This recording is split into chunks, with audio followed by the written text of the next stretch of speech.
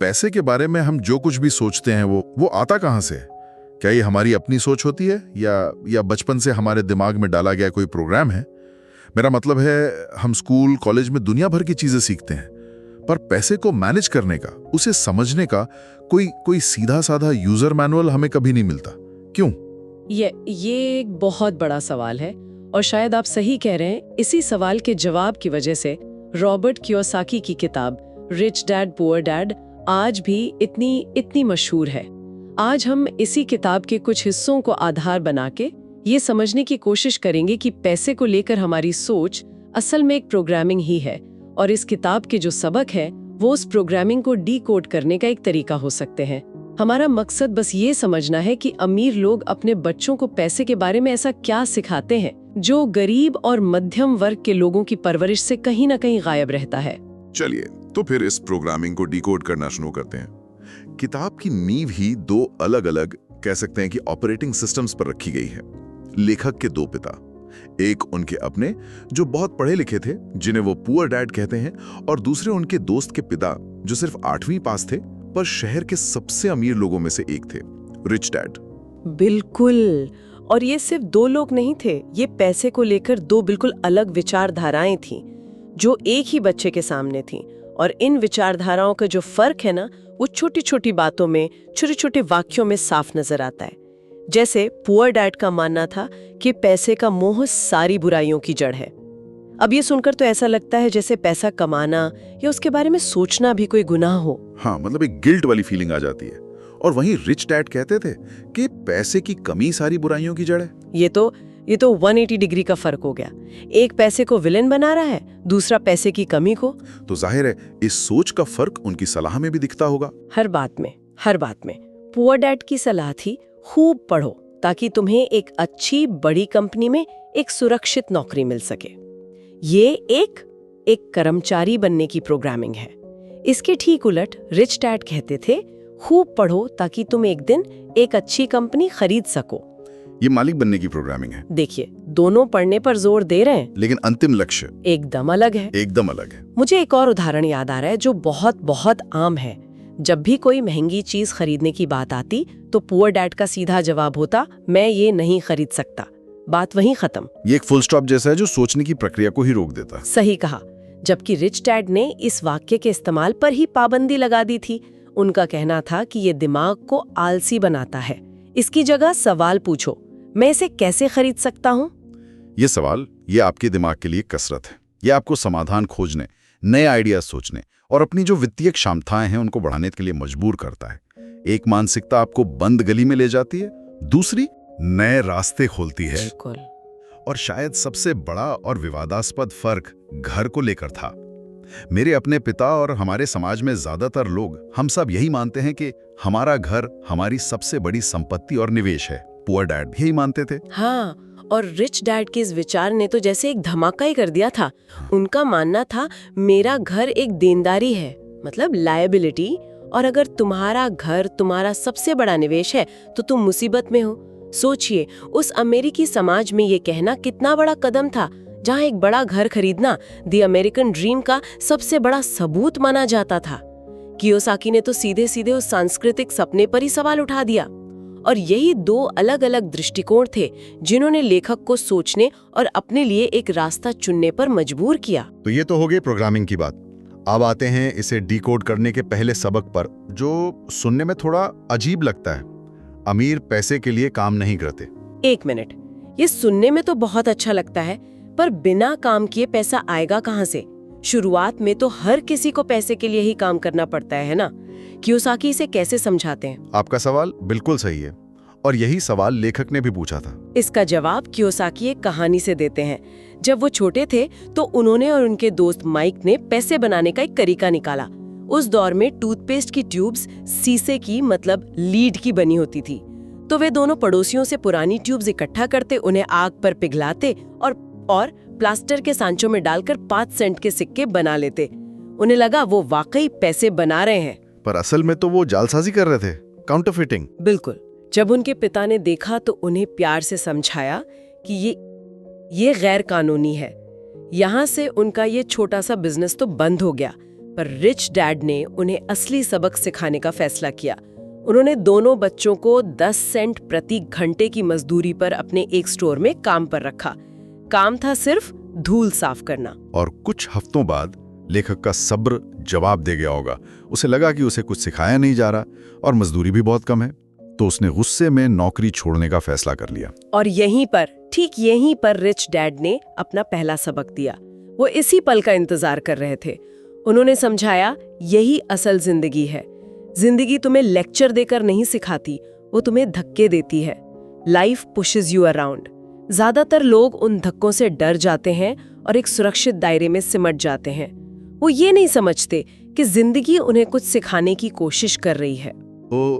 तो पैसे के लिए काम ना करने का मतलब मेहनत ना करना नहीं है, बल्कि उस मानसिकता से, उस माइंडसेट से बाहर निकलना है जो हमें सिर्फ सैलरी के लिए काम करने पर मजबूर करती है। सही पकड़ा।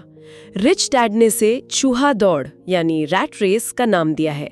ये दो शक्तिशाली भावनाओं का एक चक्र है, डर और लालच, फियर एंड ग्रीड। पहले बिल न चुका पाने का डर, नौकरी खोने का डर। ये डर आपको सुबह उठाकर काम पर भेजता है।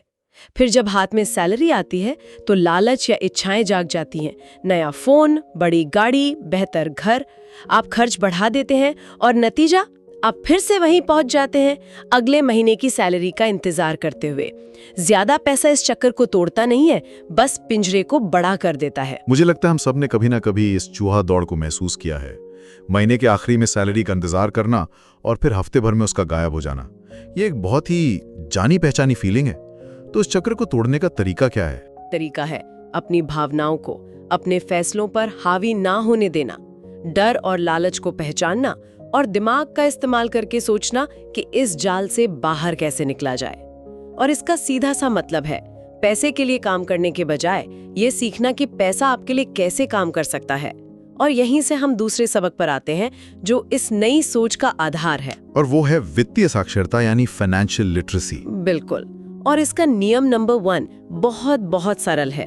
आपको संपत्ति यानी एसेट और देनदारी यानी लायबिलिटी के बीच का फर्क पता होना चाहिए और हमेशा संपत्ति खरीदनी चाहिए। अब ये शब्द सुनने में थोड़े भारी भरकम लगते हैं, लेकिन कियोसाकी ने इन्हें बेहद आसान बना दिया है। हाँ, उनकी परिभाषा तो कमाल की है। एसेट यानी संपत्ति, कोई भी ऐसी चीज जो आपकी जेब में पैसा डाले, और लायबिलिटी यानी देनदारी, कोई भी ऐसी चीज जो आपकी जेब से पैसा निकाले। बस इतना ही, कोई मुश्किल अकाउंटिंग की भाषा नहीं, यही इसकी खूबसूरती है। ये परिभाषा नकदी प्रवाह यानी कैश फ्लो के पैटर्न पर आधारित है। क्या पैसा आपकी तरफ आ रहा है या आपसे दूर जा रहा है? अमीर लोग अपनी कमाई से ऐसी चीजें खरीदते हैं जो उनकी जेब में और पैसा डालें, यानी संपत्ति, जैसे किराए पर देने के लिए प्रॉपर्टी, डिविडेंड देने वाले स्टॉक्स, बॉन्ड्स या कोई ऐसा बिजनेस जिसमें वो सीधे तौर पर काम न कर रहे हों। इससे उनका जो संपत्ति का कॉलम है, एसेट कॉलम, वो लगातार बढ़ता जाता है। और मध्यम वर्ग वो मेहनत से कमाए गए पैसे से देनदारियां खरीदता है, जिन्हें वो अक्सर गलती से संपत्ति समझ लेता है। और यहाँ पर वो घर वाला उदाहरण फिर से सामने आता है। ज्यादातर लोगों के लिए उनका घर उनकी सबसे बड़ी देनदारी है। रख रखाव का खर्च, ये सब पैसा निकाल रहा है, ये आपकी जेब में पैसा नहीं डाल रहा। जब तक आप इसे किराए पर देकर इससे आय नहीं कमा रहे, कियोसाकी की परिभाषा के हिसाब से ये एक देनदारी है। अमीर लोग पहले अपनी संपत्ति से होने वाली आय, मतलब पैसिव इनकम से इतना नकदी प्रवाह बनाते हैं कि उससे वो अपना घर या दूसरी बड़ी चीजें खरीद सकें। उनका घर उनकी मेहनत की कमाई से नहीं आता, बल्कि उनकी संपत्ति की कमाई से आता है। एग्जैक्टली। तो अगर संपत्ति और देनदारी का फर्क समझना इतना जरूरी है, तो सवाल उठता है कि हम अपनी रोजमर्रा की जिंदगी में इसे लागू कैसे करें, खासकर तब जब हम अपनी 9 से 5 की नौकरी में फंसे हुए हैं। शायद यहीं पर तीसरा सबक काम आता है। बिल्कुल, और वो सबक है अपने काम से काम रखो, माइंड योर ओन बिजनेस। इसका मतलब ये नहीं है कि दूसरों के मामलों में दखल ना दें। इसका एक गहरा वित्तीय मतलब है। इसका मतलब है कि आपका पेशा, आपका प्रोफेशन और आपका व्यवसाय, आपका बिजनेस, ये 2 अलग-अलग चीजें हैं। इसे थोड़ा और साफ करेंगी? जरूर। मान लीजिए कोई व्यक्ति एक बैंक में मैनेजर है, ये उसका पेशा है, उसकी नौकरी है, लेकिन उसका व्यवसाय, उसका बिजनेस बैंक नहीं है, क्योंकि वो उस बैंक का मालिक नहीं है। उसकी सैलरी उसकी आय है, इनकम। कियोसाकी कहते हैं कि आपका असली बिजनेस आपकी सैलरी नहीं बल्कि आपका संपत्ति का कॉलम है, आपका एसेट कॉलम। अमीर लोग अपने संपत्ति कॉलम पर ध्यान केंद्रित करते हैं, जबकि बाकी सब सिर्फ अपनी आय के विवरण पर, मतलब सैलरी बढ़ाने और प्रमोशन पाने पर। मतलब अपनी दिन की नौकरी छोड़ने की जरूरत नहीं है, लेकिन साथ ही साथ अपने असली बिजनेस पर यानी अपने एसेट कॉलम को बनाने पर काम शुरू करना होगा। यही इसका सार है। अपनी दिन की नौकरी करते रहें, बिल चुकाएं, लेकिन अपनी कमाई का एक हिस्सा देनदारियों पर खर्च करने के बजाय असली संपत्ति खरीदने में लगाएं। और असली संपत्तियां क्या हैं? वही चीजें जिनकी हमने बात की, स्टॉक्स, बॉन्ड्स, आय पैदा करने वाली रियल एस्टेट, बौद्धिक संपदा से रॉयल्टी, कोई भी ऐसी चीज जो आपकी गैर मौजूदगी में भी आपकी जेब में पैसा डालती रहे। यहाँ पे एक और दिलचस्प बात सामने आती है, खरीदारी की आदतें। किताब में बताया गया है कि अमीर लोग लग्जरी आइटम कैसे खरीदते हैं और मध्यम वर्ग कैसे। ये बहुत महत्वपूर्ण अंतर है। मध्यम वर्ग के लोग अक्सर अमीर दिखने के लिए पहले लग्जरी आइटम खरीदते हैं, महंगी कार, ब्रांडेड घड़ी, लेटेस्ट फोन, और वे इसे अपनी मेहनत की कमाई या फिर क्रेडिट कार्ड के कर्ज से खरीदते हैं, जिससे उनकी देनदारियां और बढ़ जाती हैं और वे उस चूहा दौड़ में और गहरे धंस जाते हैं। और अमीर लोग लग्जरी आइटम सबसे आखिर में खरीदते हैं। वो पहले अपनी संपत्ति का कॉलम इतना मजबूत करते हैं कि उस संपत्ति से पैदा होने वाली आय से वे ये शौक पूरे कर सकें। एक अमीर व्यक्ति अपनी कार अपने स्टॉक डिविडेंड से या अपनी रेंटल प्रॉपर्टी की आय से खरीदता है। असल में उनकी संपत्ति ही उनकी लग्जरी का खर्च उठाती है, वे खुद नहीं। तो अगर हम आज की पूरी चर्चा को समेटें तो ये साफ है कि पैसे को लेकर अमीर बनना सिर्फ ज्यादा कमाने के बारे में नहीं है, ये अपनी सोच और आदतों को बदलने के बारे में है। सबसे पहला कदम तो मानसिकता में बदलाव लाना है। मैं ये नहीं खरीद सकता से मैं इसे कैसे खरीद सकता हूं तक का सफर तय करना। बिल्कुल। दूसरा, उस चूहा दौड़ को पहचानना जो डर और लालच से चलती है, और ये समझना कि पैसे के लिए काम करने के बजाय पैसे से अपने लिए काम करवाना ही उससे बाहर निकलने का रास्ता है। तीसरा और शायद सबसे ठोस सबक, संपत्ति और देनदारी के बीच के फर्क को अपनी जिंदगी में उतारना। लगातार देनदारियों की जगह संपत्ति का कॉलम बनाना ही वित्तीय स्वतंत्रता की ओर ले जाने वाला रास्ता है। और आखिर में अपनी नौकरी को अपनी आय का स्रोत मानना, लेकिन अपने असली व्यवसाय यानी अपने संपत्ति कॉलम को अपनी प्राथमिकता बनाना। उसे सींचना, उसे बढ़ाना ही आपका असली काम है। ये सबक आज भी उतने ही प्रासंगिक हैं, शायद आज की दुनिया में और भी ज्यादा। बिल्कुल। और जाते जाते श्रोताओं के लिए एक विचार छोड़ जाते हैं। किताब में 3 तरह की आय मतलब इनकम का जिक्र है। पहली है कमाई गई आय, ऑर्डिनरी अर्न्ड इनकम, जो आपको सैलरी या आपके काम से मिलती है। दूसरी है पोर्टफोलियो आय, पोर्टफोलियो इनकम, जो स्टॉक्स और बॉन्ड्स जैसे कागजी संपत्ति से आती है। और तीसरी है निष्क्रिय आय, पैसिव इनकम, जो अक्सर रियल एस्टेट या रॉयल्टी जैसे स्रोतों से मिलती है। अच्छा, इसमें दिलचस्प बात क्या है? दिलचस्प बात है टैक्स का ढांचा। दुनिया भर में सरकारें सबसे ज्यादा टैक्स कमाई गई आय पर लगाती हैं, यानी वो आय जिसके लिए आप सबसे ज्यादा मेहनत करते हैं, अपना समय और ऊर्जा लगाते हैं। और सबसे कम टैक्स दरें अक्सर निष्क्रिय आय और पोर्टफोलियो आय पर होती हैं। ये तो सोचने वाली बात है।